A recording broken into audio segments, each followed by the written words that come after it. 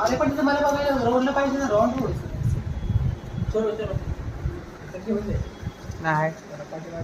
अरे तुमचे 2 फ्लोर झाले की घरातलं ते घरातलं झालं तिथे बसा मग ते पार्क कसं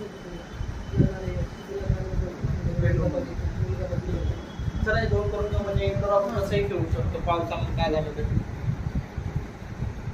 तुमचा दिवा आहे मॅडम पहिला इमर्जी करते का सर बरोबर घेऊया ना ते नाही ट्रायपॉड थोडी येणार रोडवर.